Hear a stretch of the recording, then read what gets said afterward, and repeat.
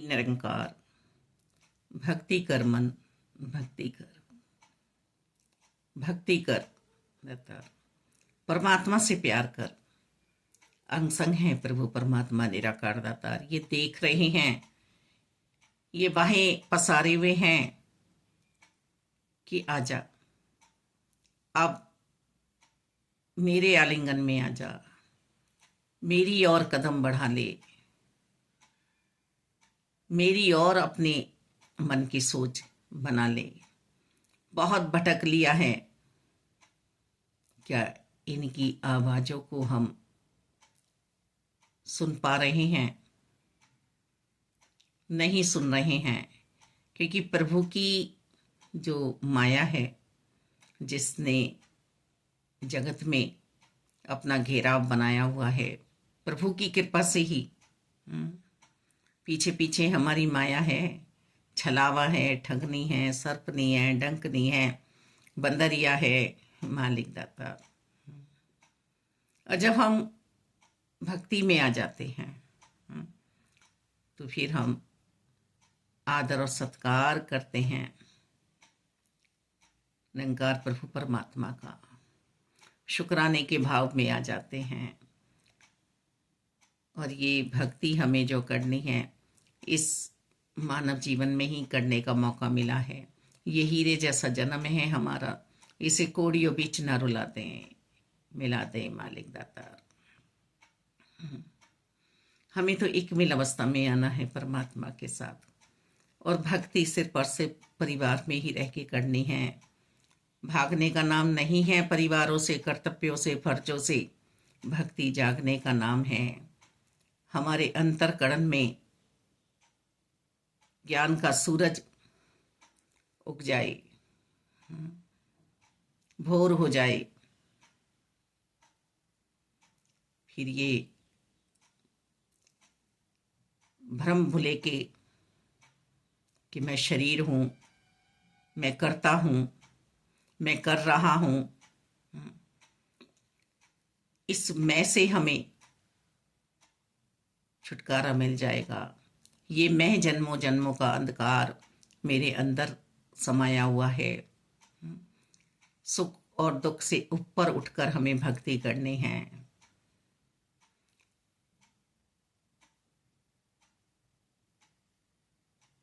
मालिक, जड़ भरत जी का दृष्टांत याद आ रहा है कि भक्ति करने के लिए वन की ओर प्रस्थान किया, पर वन में जाकर भी जड़ भरत जी को हिरन के बच्चे से प्यार हो गया, मोह मर आया, और फिर हिरन ही बने। फिर उस योनि में एकादशी का व्रत रह रहे हैं, संतों महात्माओं का सत्संग सुन रहे हैं, फिर प्राण तजे, फिर जन्म हुआ। अब इस मन को सिर्फ और सिर्फ हरि में लगाया हुआ है कि इस बार धोखा नहीं खाऊंगा, इस बार धोखा नहीं खाऊंगा। भक्ति कर, भक्ति कर। प्रभु के बिना क्या हम रह सकते हैं? क्या हम कोई भी अपना काम कर सकते हैं?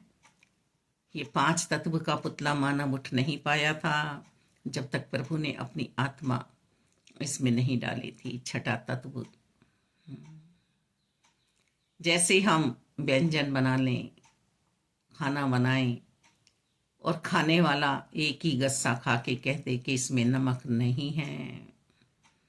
हलवा बनाए, उसमें कहते मीठा तो डालना तुम भूल ही गई। क्या वो व्यंजन, क्या वो खाने में टेस्ट आएगा, स्वाद आएगा? इस मानव चोले की कदर करा ले हम, कोई शर्त ना रखें प्रभु परमात्मा निराकार दातार से। कोई शर्त मेरे जीवन में ना हो प्रभु परमात्मा निराकार दातार। पीर पैगंबरों ने भी गृहस्थियों को निभाया है, मुझे भी गृहस्थी निभानी है। मालिक, हम बिन देखे की पूजा कर रहे हैं, पहले इन्हें देखना है। श्री राम जी ने भी वशिष्ठ जी का कुंडा खटखटाया, भीतर से आवाज आई, कौन है? गुरुदेव, यही तो मैं जानने के लिए आया हूं कि मैं कौन हूं, मैं कौन हूं। हमारी जीव आत्मा भी यही पुकार रही है और युगों युगों से ये ज्ञान दिया जा रहा है, जिसे ब्रह्म ज्ञान कहा जा रहा है। जो ब्रह्म ज्ञान अष्टावक्र से जनक जी को मिला, वे देही हो गए, इतना सिमरन किया, इतने प्रभु की याद में अपने आप को रखा हर पल, कि उनके बारे में हम सुनते भी हैं कि नरक खाली हो गया। नरक की हाहाकार सुनकर उन्होंने अरदास लगाई पार्षदों से कि मेरे विमान को उधर से ले जाया जाए। सिमरन में कितनी शक्ति है, नाम में कितनी शक्ति है। नाम की दौलत को बढ़ावा दे हम अपने जीवन में। दाता तू ही निरंकार, यही तो है प्रभु परमात्मा निराकार दातार। इसके अलावा संसार में कुछ और है ही नहीं।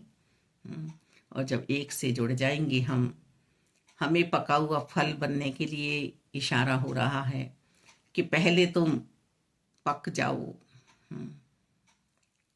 परमात्मा के साथ जुड़ जाओ, मोह माया से हट जाओ, लालची मत बनो संसार में कि एक कटोरी सब्जी जा रही है तो ये भर के ही आएगी। मालिक दाता, मन के दर्पण को साफ करो, बैर ईर्ष्या द्वेष निकालो इससे। और फिर जब ब्रह्म ज्ञानी हो गए, हर पाल निरंकार के साथ वास हो गया, निरंकार से नाता जुड़ गया, फिर कहा जा रहा है कि अब ये शरीर जो आधार मिला है, ये समाज में रहना है, घर में रहना है, तो अब तुम कर्तव्य पूरे करो, फर्ज पूरे करो। किस तरह से हमें समझाने का प्रयास निरंकार दातार साकार रूप में कर रहे हैं, ये सिर्फ और सिर्फ मेरी बारी है समझने की।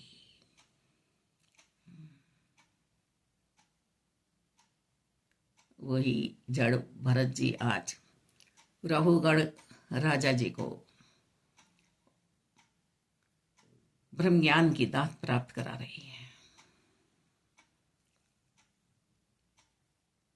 राजा की पालकी उठा रहे हैं, चींटी भी पैर के नीचे ना आ जाए, उछल जाते हैं।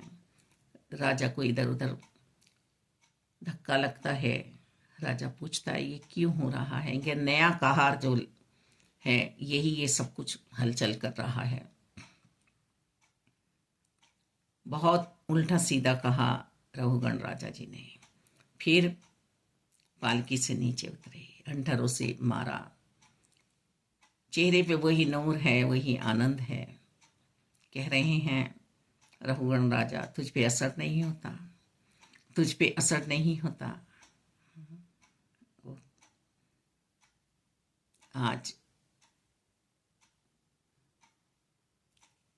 जड़ भरत जी ने अपनी